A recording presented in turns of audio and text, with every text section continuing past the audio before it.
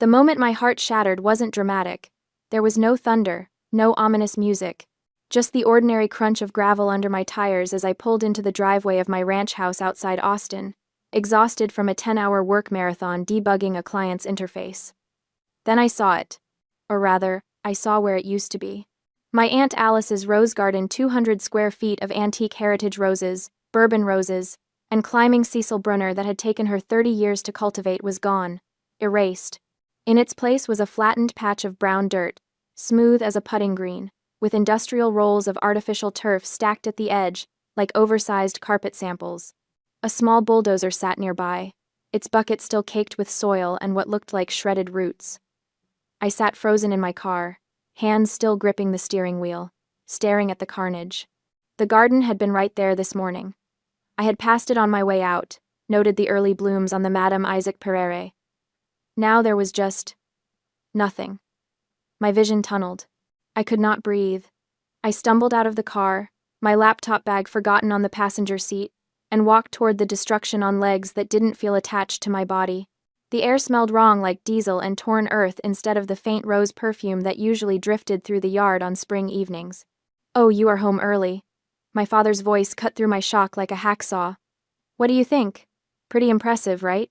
Arthur Bennett stood near the artificial turf rolls, hands on his hips in that self-satisfied pose he always struck when he thought he had done something clever. At 62, he still had the build of a former high school football player, gone soft, broad shoulders, thick around the middle, with silver hair he kept meticulously groomed. He was wearing khakis and a polo shirt, like he was about to tee off at a country club instead of standing in the ruins of something irreplaceable. "What?" My voice came out strangled. "What did you do?" "Upgraded the property." He gestured grandly at the dirt. "Those thorny bushes were a liability, Skylar. Lowered the property value. Do you know how many times I have gotten scratched just walking past them? Pudding green, though now that is class. That is the kind of feature that says successful people live here." My mother, Kate, emerged from the house carrying 2 glasses of iced tea. She was 60 but dressed like she was trying to recapture 40 blonde highlights, too much jewelry, a tunic top that probably cost more than my monthly grocery budget. She had been pretty once, I think, before bitterness had settled into the lines around her mouth. "Skylar, don't just stand there gaping," she said, handing 1 glass to my father. "You could at least thank your father for improving your property. The neighbors are going to be so jealous." "Thank him?" I could barely form words. You destroyed Aunt Alice's garden. That garden was a bunch of weeds that attracted bees and took up valuable space," Dad interrupted, taking a long drink of his tea. "Your aunt had no sense of modern landscaping. This is a ranch property, Skylar. It should look refined, not like some overgrown cottage in the English countryside. Those roses were heritage plants." My hands were shaking. Some of them were over 50 years old. "Aunt Alice is dead," Mom said flatly. "And she left you the house, not her garden hobby."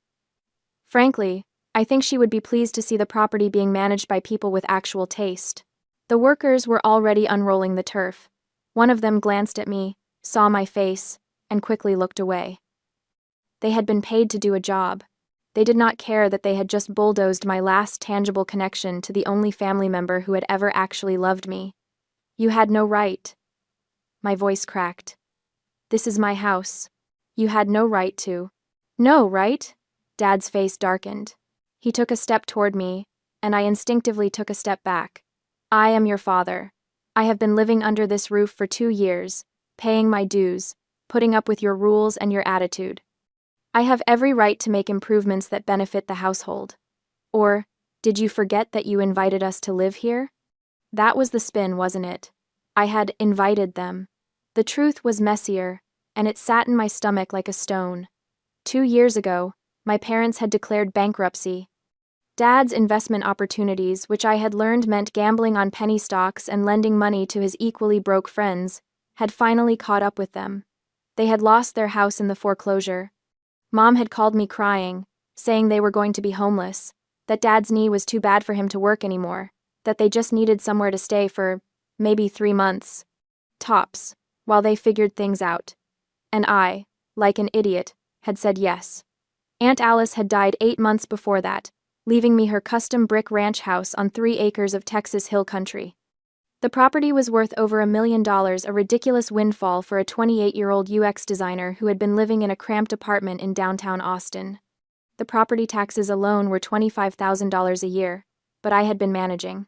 Remote work paid well, and I had been careful. When my parents asked to stay temporarily, I had convinced myself it was the right thing to do. Filial duty, family obligation, all those things that had been drilled into me since childhood. 3 months became 6. 6 became a year. Now it was 2 years, and they had completely taken over.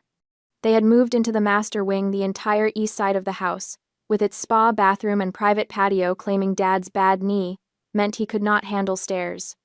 Never mind that my home office was upstairs, and I had to climb those stairs a dozen times a day.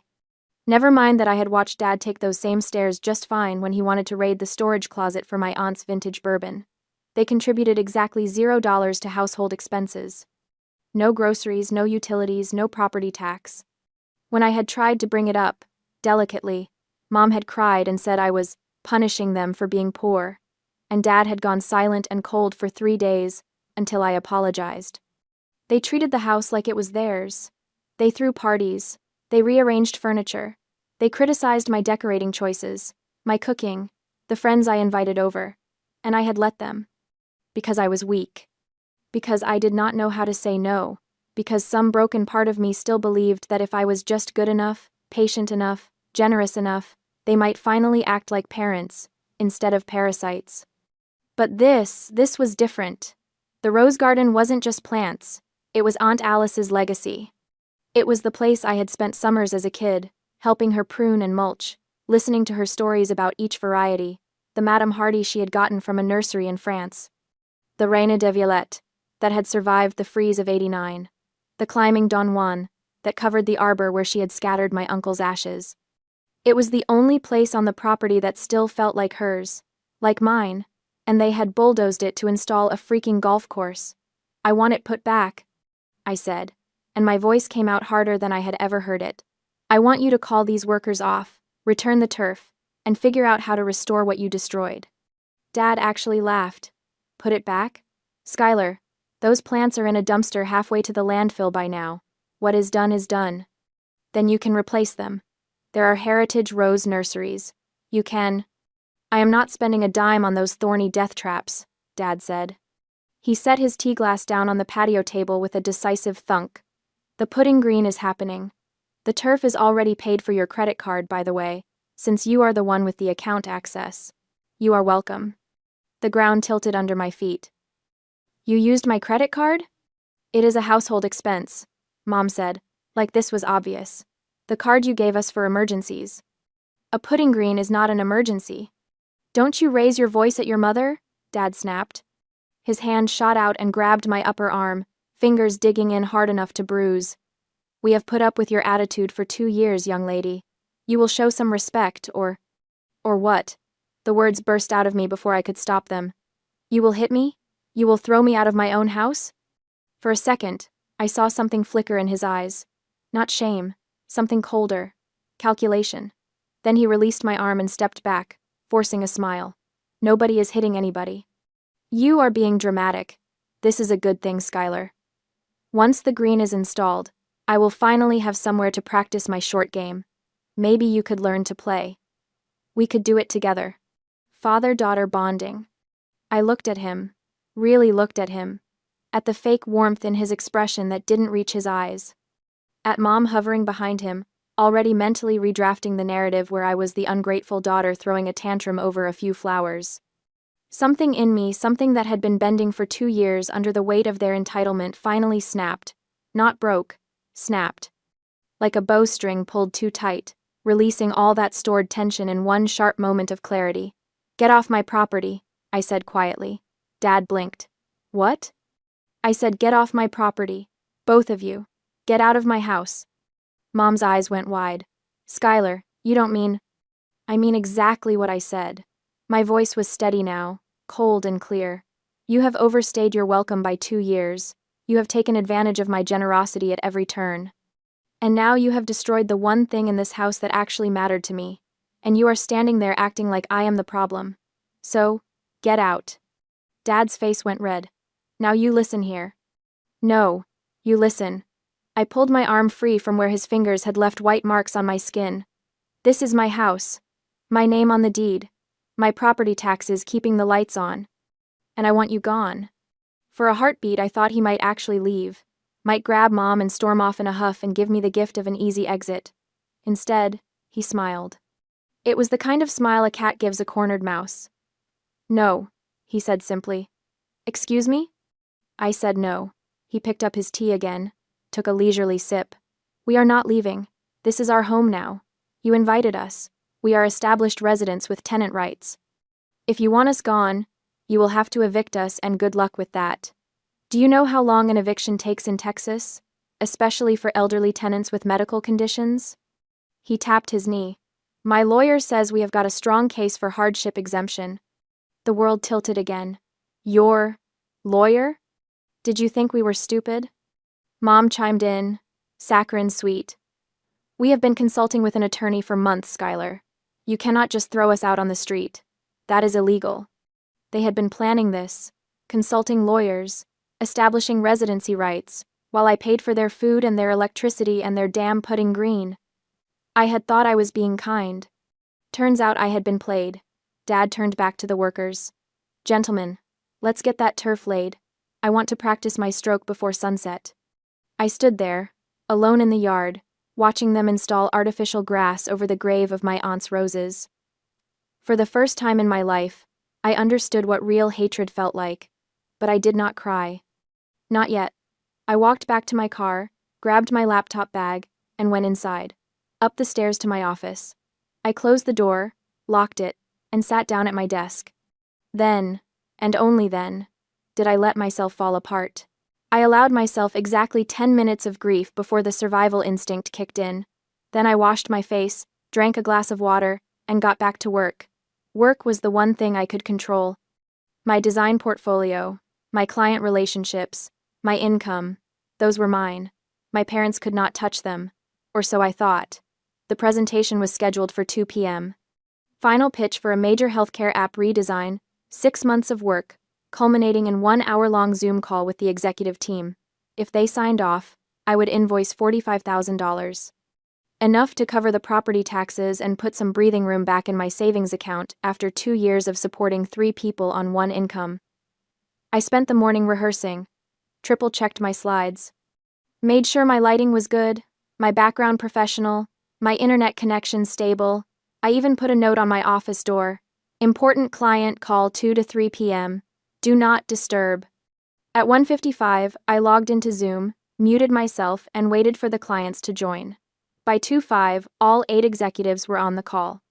I unmuted, smiled professionally, and launched into my presentation. Good afternoon, everyone. Thank you for taking the time today. I am excited to walk you through the final UX architecture for the patient portal redesign. I was 15 minutes in, right in the middle of explaining the medication reminder flow, when my office door banged open. I jumped, fumbling to hit mute, but my father's voice was already booming through my speakers, telling you, Skylar has got the best setup in the whole house. Look at this view. A group of people filed into my office behind him, 5 or 6 of them, all around my parents' age, holding cocktail glasses, day drinking. Of course. Dad, I hissed, camera still on, clients staring. I am in the middle of a... Oh, don't mind us, Mom's voice, bright and cheerful. We are just giving the Millers and the Johnsons a tour. Arthur, show them the deck. Excuse me for one moment, I said to the screen, trying to maintain composure. I stood up, walked quickly to the door. I specifically asked you not to interrupt. This is a critical work meeting. Work meeting? Dad scoffed, loud enough for the microphone to catch. You are sitting in your pajamas talking to a computer screen. That is not a real meeting. I am wearing business casual, and this is my job. A real job has an office, he continued, playing to his audience now. I could see the Millers and Johnsons exchanging glances. A real job has a boss who can see when you are slacking off. This remote work nonsense is just an excuse to... Please leave, I said, fighting to keep my voice level. We can discuss this after 3 p.m. He looked at me then, really looked at me, and I saw my mistake. I had contradicted him in front of his friends, challenged his authority in front of an audience. His face went dark. You dare? His voice dropped to something dangerous. You dare tell me what to do in my own home? It is not your, oh. His hand shot out and shoved my shoulder, hard. I stumbled backward, off balance, and my hip slammed into the desk edge with a burst of pain that made me gasp. My desk chair rolled away and I half fell, catching myself on the desk, my hand smacking down right next to my keyboard. The Zoom window was still open, camera still on, all 8 clients watching. For a second, nobody moved. The silence was absolute. Then one of the executives, I think it was the CEO, said, "Miss Bennett, is everything all right there?" I looked up at the screen, saw my own face in the little preview window, flushed and shocked. Saw my father in the background, still standing in the doorway, his friends frozen behind him. "I am fine," I managed. "I apologize for the interruption." The screen went black. Not just black, disconnected. All the participant windows vanished. The call ended. "Shit," I whispered. "Well," Dad said behind me, casual as anything. "Looks like your important meeting is over. Come on, everyone. Let me show you the master suite." They filed out like nothing had happened. Like they had not just witnessed a grown man shove his daughter during a work call. I stood there, hands shaking, hip throbbing, staring at the empty Zoom screen. My email pinged. Subject: Contract termination, healthcare portal redesign. I did not need to read it. I knew what it said. Something about an unprofessional work environment, something about concerns regarding project stability, something corporate and polite that meant, we saw what we saw, and we do not want any part of it. 6 months of work. $45,000 in projected income. Gone. I pulled up my client roster. The healthcare project had been my anchor, the big contract that let me take on smaller, experimental work. Without it, I had maybe 4 months of operating capital before I would start missing my own bills. 4 months to find new clients in a market where everyone wanted to see your previous work, where reputation was everything, where a terminated contract would raise red flags. I sat down slowly, wincing at the bruise already forming on my hip. The old Skylar, the one from this morning, would have cried again. Would have gone downstairs and tried to explain, tried to make peace, tried to smooth everything over because that is what kept the household functional. But that Skylar had died in the rose garden. This Skylar just felt cold. I did not go downstairs for the rest of the day. I heard my parents and their friends laughing on the patio, heard the clink of glasses, and Dad's booming voice explaining his short game strategy for the putting green that did not exist yet. At 7 p.m., I packed up my laptop and left through the front door, without saying goodbye. I drove to a coffee shop in downtown Austin, found a corner table away from the windows, and tried to figure out how badly I was screwed. The answer: pretty badly. No major client. Bruised hip that hurt every time I shifted in my chair. Parents who had made it clear they would not leave voluntarily, and had apparently lawyered up for a fight I could not afford. My phone rang. Dad, on the caller ID. I almost did not answer. But muscle memory from 2 years of conditioning made me pick up. Skylar. His voice was different now, annoyed, not angry. "Where are you?" "Coffee shop. Working." "Well, get back here. The irrigation system for the putting green is not working right, and the installer already left.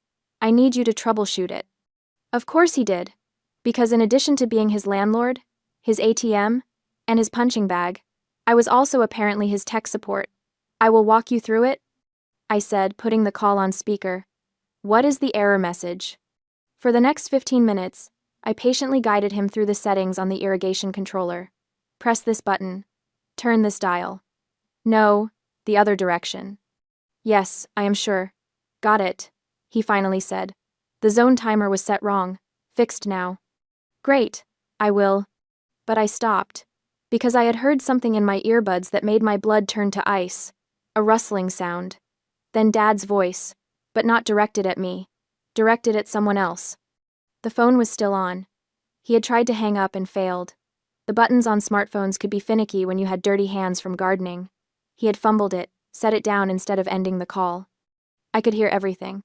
"Amateur job," Dad was saying. I told them I wanted professional-grade equipment, but Skylar's credit limit would not cover it. "At least it is done." Mom's voice closer. "Did she cry about the roses?" Like a baby. You should have seen her face. He laughed. Thought she was going to faint. Good. Maybe now she will understand who is really in charge around here. My hand tightened on my phone. I should hang up. This was eavesdropping. This was... Did you talk to the lawyer again?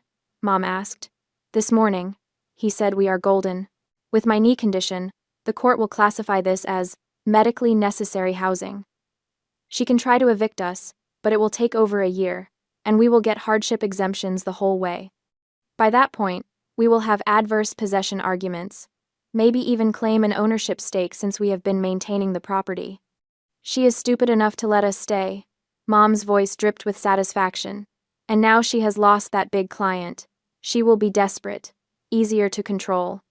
Speaking of which, Dad's voice got sly.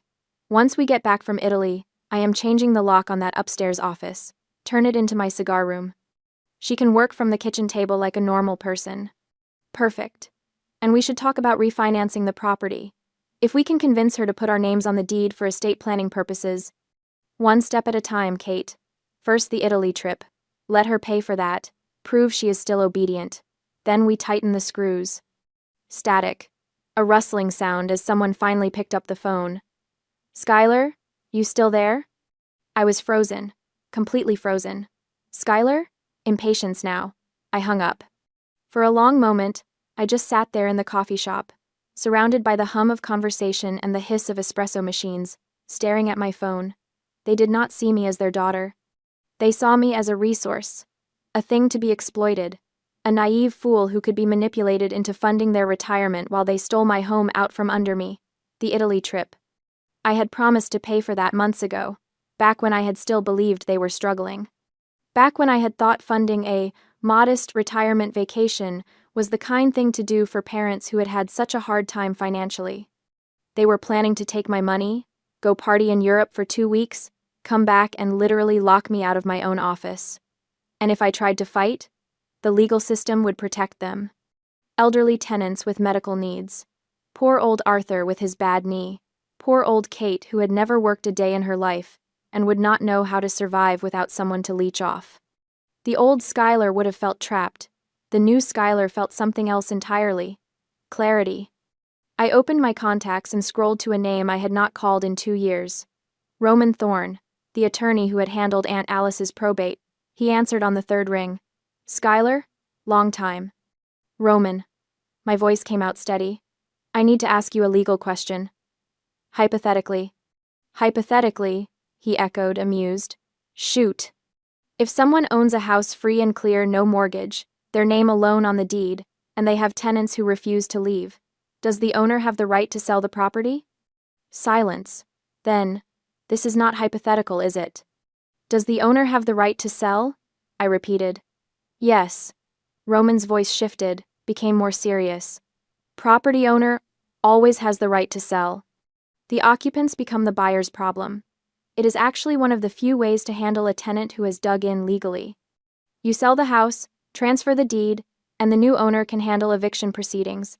But Skylar, standard buyers' families, people looking for a home, they won't touch a place with squatters. It is too much risk. So I am stuck? Not necessarily. There are investors, wholesalers, firms like Lone Star Holdings. They buy distressed properties for cash.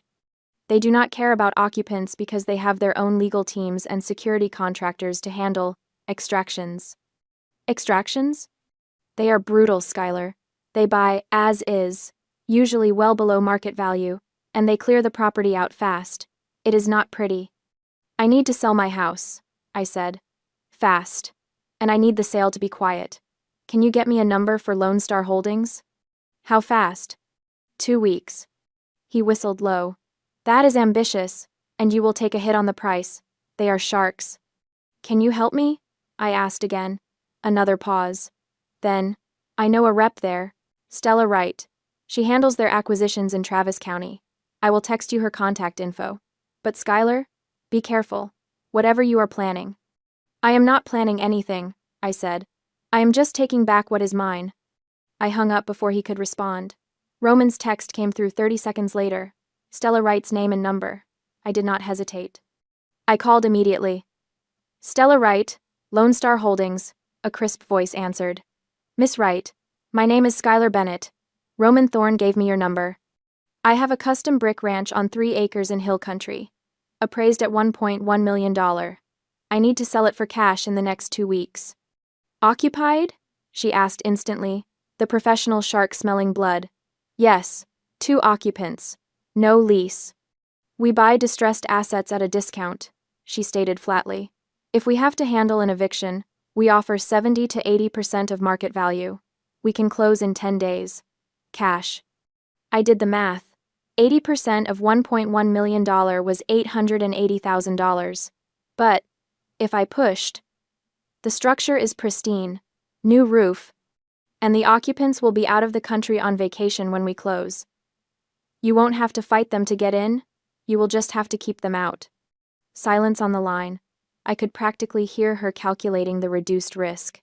If the property is vacant at closing, Stella said slowly, we can do $980,000. But we take possession immediately. We change locks, we secure the perimeter. When they come back, it is our problem, not yours. Deal, I said. I will email the contract tonight. Electronic signature. We will wire the funds upon clear title. I hung up and sat back in my chair, ignoring the ache in my hip.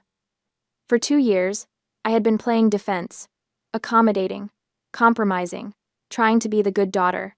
It was time to play offense. I pulled out my laptop and opened my browser, searched iPhone 15 Pro, in stock, Austin pickup. The Apple Store had them. I could pick one up tonight. Phone B, the lifeline, the phone that would hold my work email, my banking apps, my 2-factor authentication codes. The phone my parents would never have access to. Phone A, my current iPhone 11 Pro Max, would become the trap, the bait, the thing that made them believe they still had control. I placed the order and stood up, wincing slightly. Tomorrow, the real work would begin. Tonight, I just needed to stop shaking. The next morning, by the time the sun rose following my eavesdropping, the last remnants of my guilt had evaporated. I woke up not with sadness, but with a cold, crystalline clarity. I walked into the kitchen at 7 a.m. to find Dad making coffee like he was the lord of the manor. Mom was at the table, scrolling through her phone. Oh good, you are up? Mom said without looking at me. We need to finalize the Italy arrangements. Arthur wants to upgrade the flights to business class. Coach is terrible for his knee, and I found this absolutely darling hotel in Tuscany. I poured myself coffee, watching the steam rise.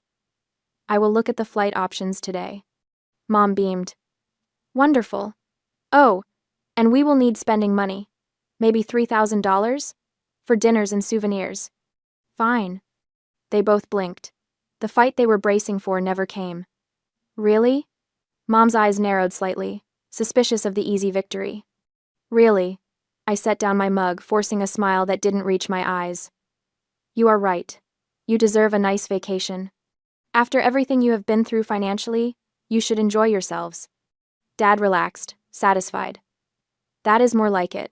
I knew you would come around. Family takes care of family, Skylar. That is what your aunt would have wanted.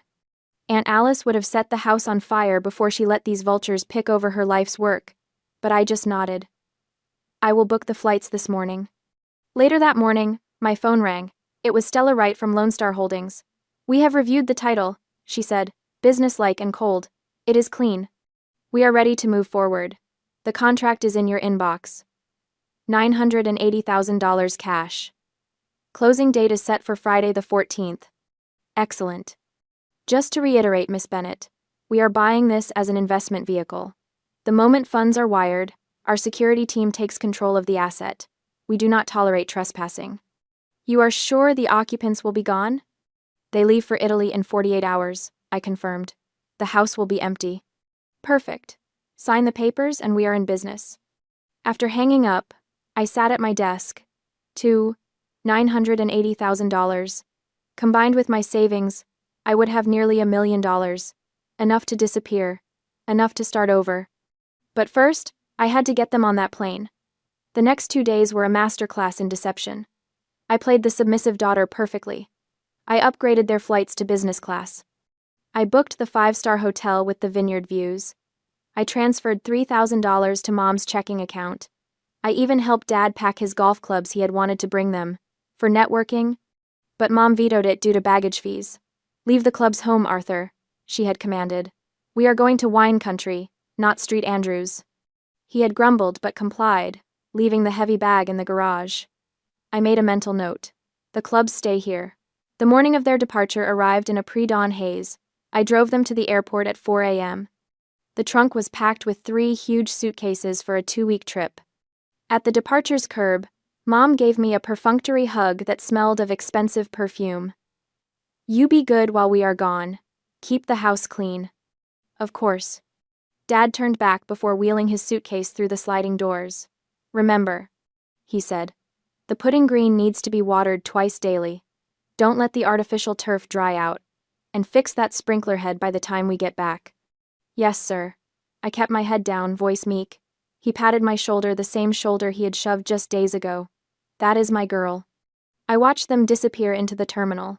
The moment the automatic doors hissed shut behind them, the submissive mask dropped from my face. I got back in my car, and as I merged onto the highway, a laugh bubbled up from my chest. It wasn't a happy sound. It was dark, sharp, and jagged. I drove home, watching the sky lighten from black to pale gold. By the time I pulled into the driveway, the sun was fully up, casting long shadows across the hated putting green. I pulled out my phone and checked the flight status. Departed. I went inside, made a fresh pot of coffee, and opened my laptop. The email from Stella was waiting. Subject: contract, countersigned, closing initiated. I read it twice. Then I stood up and looked around the house. My house. Not for much longer. The silence that settled over the house the moment their plane took off was profound, as if the walls themselves were finally exhaling. I did not waste a single hour. The very next morning, the moving crew I had hired arrived. I had spent the previous night tagging everything that was mine with blue tape. My bedroom furniture, my office equipment, and the few precious antiques Aunt Alice had left me. "Blue tape goes to the Dallas apartment," I told the crew chief. "Everything else stays for the junk removal team tomorrow." I watched them dismantle my life. My bed frame, my bookshelves, the landscape painting Aunt Alice had loved all carried out and loaded onto the truck. By noon, my room was empty. By 2 p.m., my office was stripped bare. My phone buzzed continuously with updates from Italy. Mom sent photos of their hotel suite. Dad sent a picture of his business class meal. They were living it up, completely oblivious that the foundation of their life was being disassembled across the ocean. I replied with enthusiastic emojis, feeding their ego one last time. When the movers left for Dallas, I stayed behind for one final, crucial task. I went into the garage where Dad's golf club sat in the corner. It was an expensive set, tailor-made irons, a Callaway driver, a Scotty Cameron putter housed in a premium leather bag. He loved these clubs more than he loved most people. I unzipped the main cover and pulled the irons out, laying them carefully on the concrete floor. Then, I took the device I had prepared, my old iPhone 11 Pro Max, connected to a brick-sized 50,000 mAh camping power station. I had set the phone to low power mode, disabled data roaming, and turned the ringer volume to the absolute maximum. I wrapped the phone and the battery brick in a layer of bubble wrap to prevent them from rattling, then dropped the package into the deepest well of the golf bag right at the bottom, where the club grips usually rested. I jammed the clubs back in one by one. The shafts locked the device in place, burying it under layers of graphite and steel. Even if someone unzipped every pocket, they would not find it. To get to that phone, Dad would have to dump his entire precious set onto the ground. The ringtone would sound like it was coming from the ghost of the bag itself, muffled, deep, and impossible to locate without complete dismantling. "Perfect," I whispered. The following day, the junk removal crew arrived to clear out everything else. My parents' king-sized bed, their 60-inch TV, Mom's vanity, their clothes, all of it was packed and hauled to a climate-controlled storage unit an hour outside of town. I made sure the golf bag was placed in the very back corner of the unit, buried behind a wall of boxes. I locked the storage unit and drove away. The trap was set. The days that followed were a blur of finality. I hired cleaners to scrub the house until it smelled like lemon and emptiness. I scheduled the utility transfers. I watched the house transform from a home back into a structure vacant, echoing, and ready for new life. On the evening before the closing, as I was unpacking the last box in my new high-rise apartment in Dallas, my phone rang. It was Dad. "Hi, Dad. How is Tuscany?" I asked, putting the call on speaker while I arranged books on my shelf. "Incredible," he said, sounding slightly tipsy. "We are at a vineyard. You can see for miles." "Listen, Skylar, I was just telling your mother. I really wish I had brought my clubs. Saw a guy on the course today with that same putter I have. Made me miss mine." I paused, holding a book in midair. The irony was so thick I could taste it. "Is the bag safe in the garage?" he continued. "No humidity getting to the leather?" I smiled at the empty room. "It is extremely safe, Dad. I made sure it is stored somewhere very secure. It will not be moved until you get back." "Good girl. That set is my pride and joy." "I know, Dad. I know. We will see you in a few days. Love you, kiddo." "Love you too," I said, and ended the call. The final morning arrived with a sky the color of bruised steel. I drove back to Austin one last time. There was no sentimental walkthrough with a nice couple. I met a courier from Lone Star Holdings in the driveway. He didn't even go inside. He just took the keys, handed me a packet of final disclosures, and checked the property off on his iPad. "Assets secured?" he muttered into a Bluetooth headset. "Boarding crews will be here at 1,400 hours. ASIN." Before I left the house for the last time, I stopped at the smart home control panel in the hallway. Fingers flying across the screen, I initiated the ownership transfer protocol. I deleted user, dad and user, mom. I wiped the entry logs. Finally, I disabled the remote notification system. When my parents eventually returned and tried their old code, no alert would come to my phone, no chime would welcome them. Just a cold, red light blinking, access denied. The house was no longer intelligent. For them, it was now just a fortress specifically designed to keep them out. We met at the title company at 1 p.m. The room smelled of stale coffee and printer toner. I signed page after page of legal documents, each signature severing a tie to my past. At 2:51 p.m., my phone buzzed. Wire transfer received. $947,382.19. The money was real. The house was gone. The deed was done.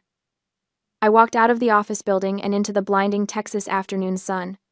My parents were still in Italy, sleeping off a wine hangover, completely unaware that they were now homeless. I got into my car, turned on the radio, and drove toward the highway. I did not look back. 3 days drifted by in a strange, suspended reality. I knew what was coming, but the waiting was its own form of torture, the good kind, like anticipating the punchline of the world's longest, most expensive joke. I threw myself into work, reached out to old clients, pitched new projects, rebuilt the professional reputation my parents had damaged. The apartment in Dallas became my command center. Coffee at dawn, design work until noon, afternoon meetings via Zoom with my camera on and my background carefully neutral.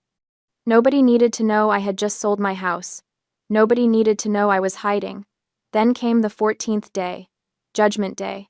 I woke up at 6 a.m., too anxious to sleep. Checked the flight status on my laptop. On time. Arrival at Austin Bergstrom at 8:19 p.m. Lone Star Holdings had taken possession of the property 4 days ago. According to Stella, their asset preservation team had already been through. They had secured the perimeter, drained the pool to save on maintenance, and posted signage. I spent the day in a state of hyper-awareness, watching the clock tick toward evening. At 7 p.m., I ordered takeout and barely touched it. At 7:45, I started refreshing the flight tracker obsessively. Landed, 8:19 p.m. They were home. Or rather, they thought they were going home. I imagined them collecting their luggage, tired but happy. Tanned from the Italian sun, full of stories about art and wine and la dolce vita. The line at customs was notoriously long at this hour, and baggage claim would take forever with their oversized suitcases. At 9:45 p.m., I pulled up the home security camera app on my phone, the one connected to the Ring doorbell I had installed last year. I still had admin access, The investment firm hadn't swapped the hardware yet, only the locks. I watched the dark driveway, the empty porch, the house sitting silent under the exterior lights.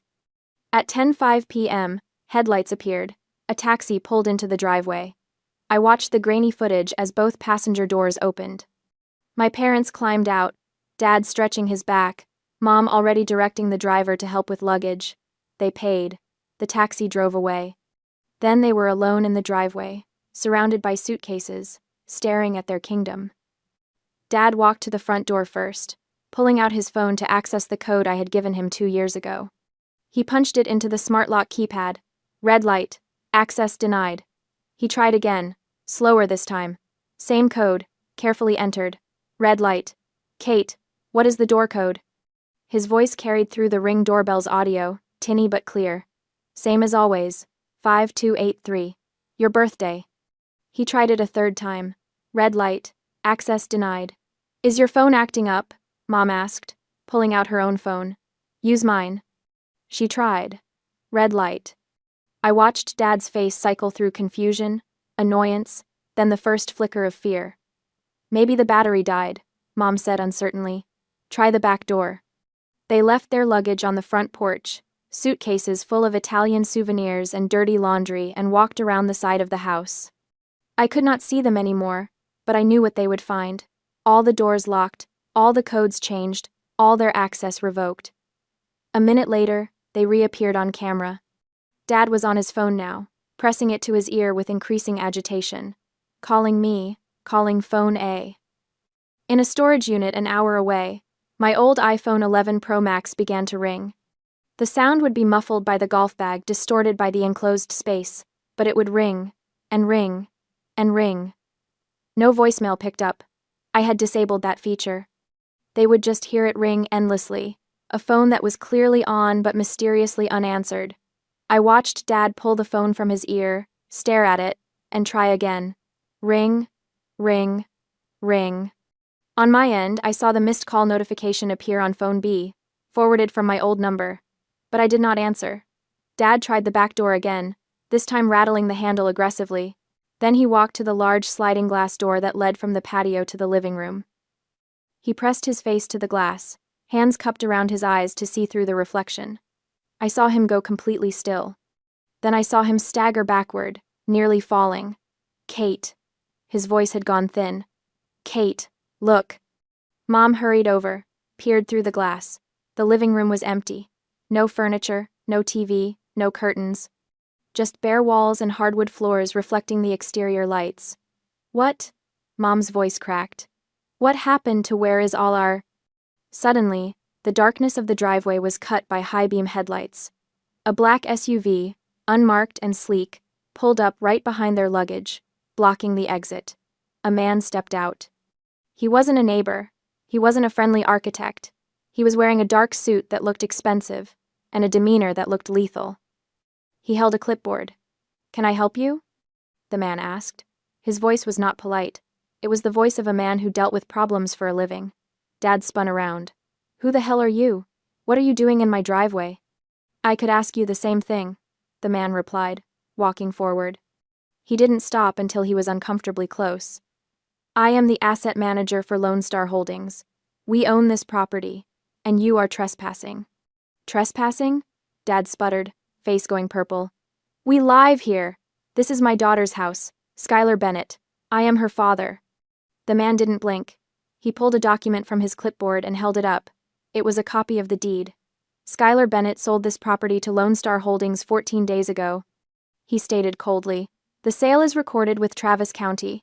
The property was acquired as a distressed asset, delivered vacant." "Sold?" Mom screamed. "That is impossible. We were just here 2 weeks ago." "And now you are not," the man said. "This is private corporate property. You have no lease. You have no ownership. You are engaging in criminal trespass." "But our things..." Mom was hysterical now, grabbing Dad's arm. "Our furniture, our clothes, everything. It was inside." "The property was purchased, as is, vacant ownership," the man recited, bored. "Anything left on the premises after closing is considered abandoned property. My crew cleared this unit 4 days ago." "You threw away our things?" Dad lunged forward, his face contorted with rage. I will sue you. I will sue this whole damn company. The man didn't flinch.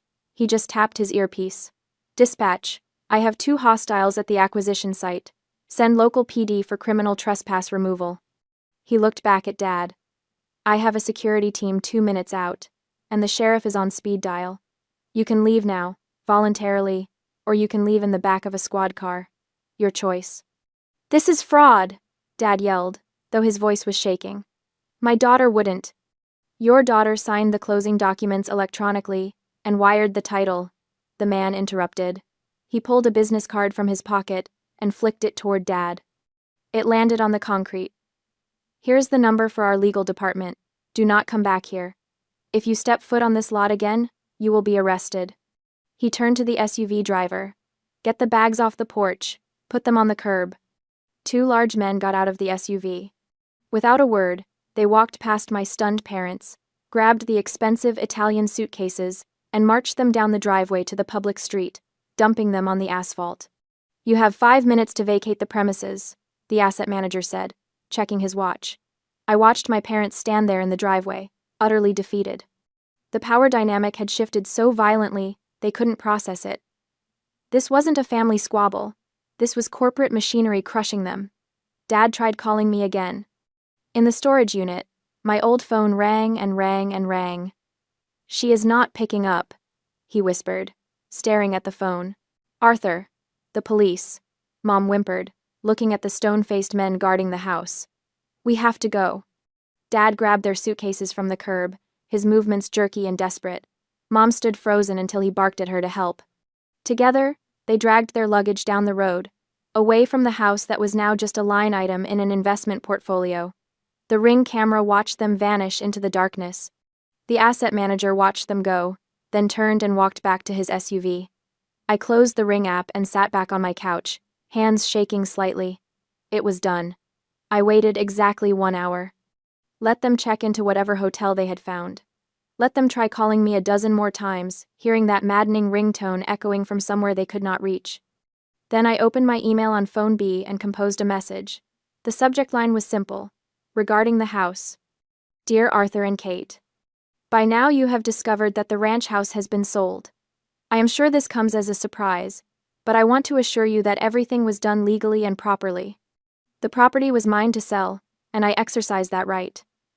I sold the property to Lone Star Holdings, an investment firm specializing in distressed assets.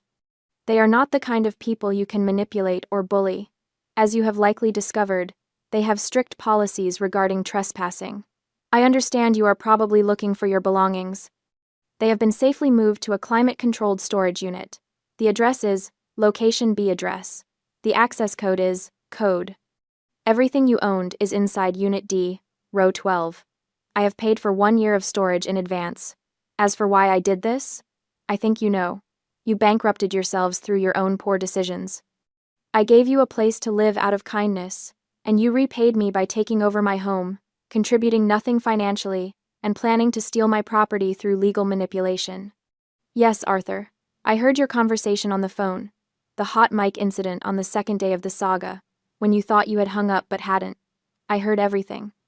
Your lawyer's advice about squatters' rights. Kate's plan to turn my office into your cigar room, your entire scheme to claim ownership through adverse possession. I have attached the audio recording of that conversation to this email, in case you were wondering if I had proof.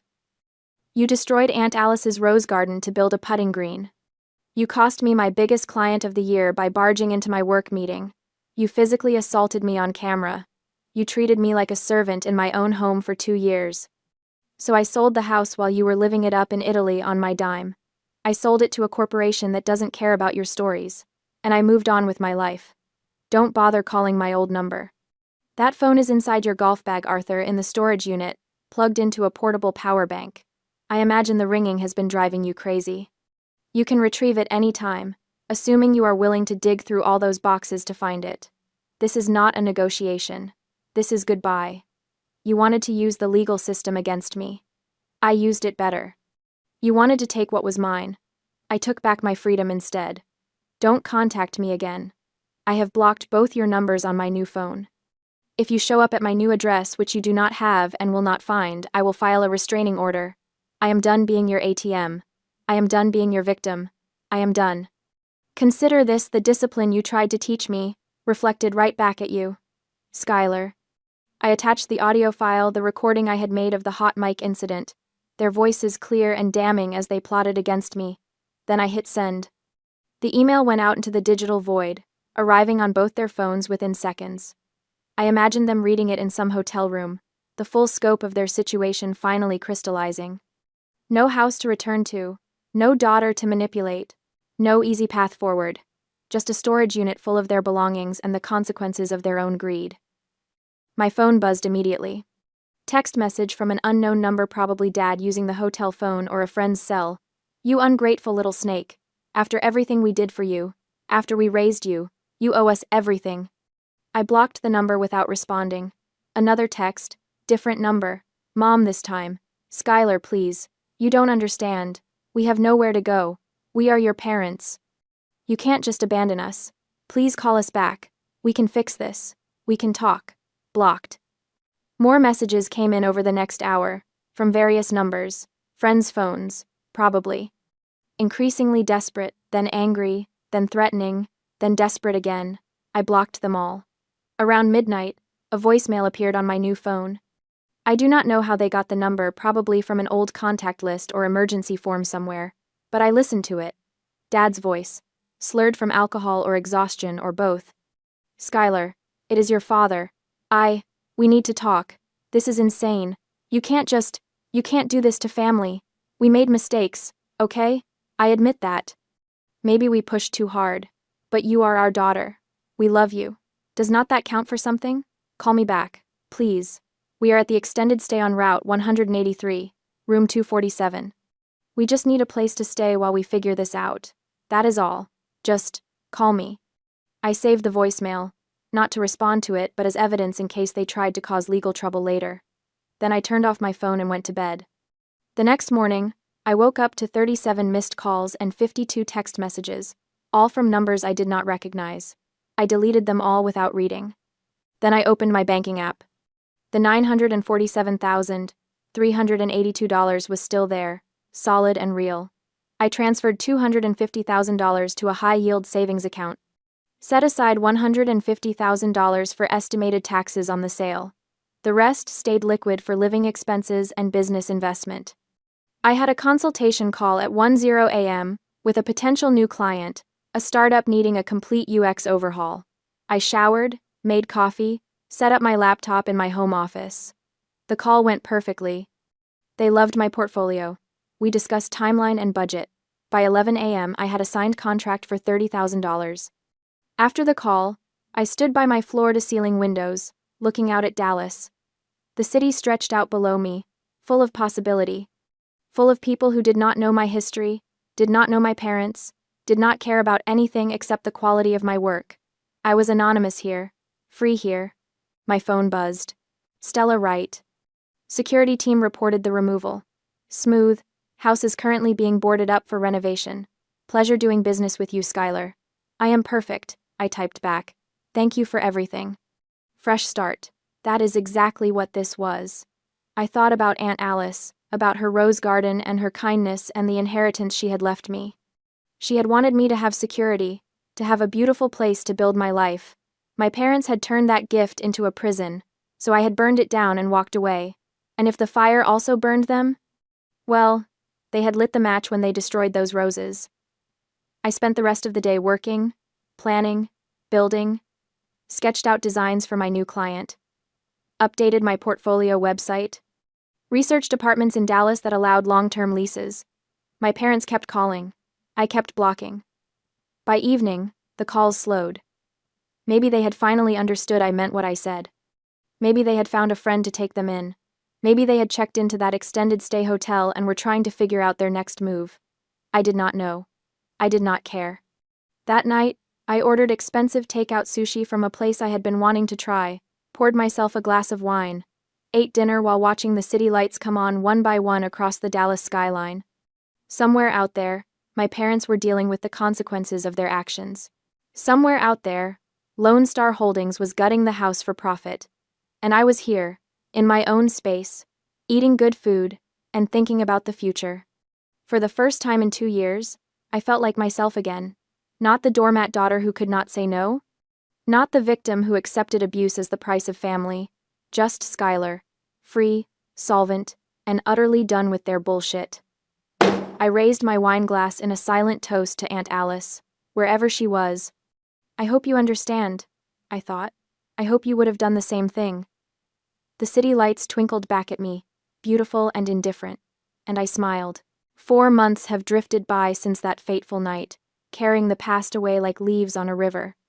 I am sitting on the balcony of my apartment in Dallas, watching the sunset paint the skyline in shades of amber and rose gold. The air here is different, quiet, peaceful. No sound of golf clubs clanking against the garage wall at 6 in the morning. No raised voices demanding I make dinner or do their laundry. Just the gentle rustling of wind through the leaves of my newly planted rose bushes. They are arranged in large ceramic pots along the balcony railing, 6 of them, each one carefully selected to mirror Aunt Alice's original garden. David Austin roses, mostly. The same pale pink Eden climbers, the same deep crimson Munstead woods. I water them every morning, checking for new blooms with the same reverence Aunt Alice used to show. It is not the same as having 3 acres of garden space, but it is mine, all mine. The studio is thriving. I used a significant portion of the house proceeds, $200,000, to open Bennett Design Co. in downtown Dallas. Glass walls, exposed brick, standing desks with dual monitors. I hired 2 junior designers and a project manager. We specialize in UX UI for healthcare apps, and we are already booked out 3 months in advance. Turns out, when you are not spending 16 hours a day being someone's unpaid servant, you have the energy to build something remarkable. My phone buzzes the new iPhone 15 Pro, the one that holds my actual life. It is a text from Roman Thorne, my attorney. Thought you would want to know. Arthur called my office again today. 5th time this month, still threatening to sue Lone Star Holdings. I heard their legal team sent him a cease and desist for harassment. He has no legal standing. The house was yours. The sale was legal. Have a good evening, Skylar. I smile, setting the phone down on the wrought iron table. I can picture Dad's face, red and sweating, probably calling from whatever cheap cell phone he managed to scrape together. The irony is not lost on me. According to my former neighbor Carol, who still texts me updates because she is delightfully nosy, my parents are renting a 3rd-floor walk-up in a run-down apartment complex on the east side of Austin. No elevator. 3 flights of stairs. Every single day.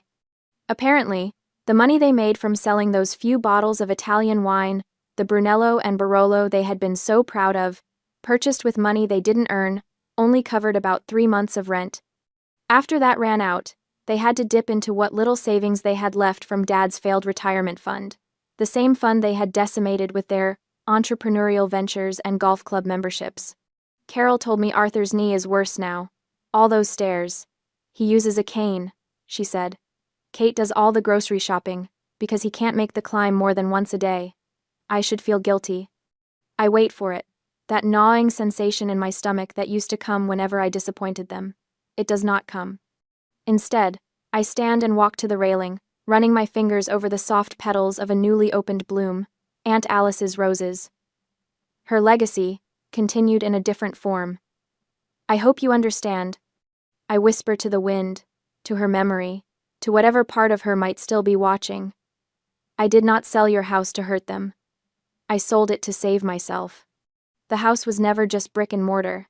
It was a trap, a golden cage they had built around me with manipulation and guilt. Aunt Alice didn't leave me that property so I could become my parents' retirement plan, their live-in maid, their punching bag when things didn't go their way. She left it to me so I could have freedom, security, a foundation to build my own life. And that is exactly what I did. I water the roses as the sun disappears below the horizon, the city lights beginning to twinkle like stars. Tomorrow I have a consultation with a potential client, a startup developing mental health apps. The irony makes me laugh. My parents lost everything that day. The free house, the free servant, their reputation among their country club friends who undoubtedly heard about their sudden downgrade. I lost a house, but I gained my life back. And looking at these roses, breathing in air that does not taste like resentment and obligation. I know Aunt Alice would approve. Let me ask you, was selling the house sight unseen to a corporate shark to get rid of them quickly wise or foolish? Did the act of shoving me in front of my client deserve this level of punishment? What would you do if you found out your parents viewed you as their retirement plan?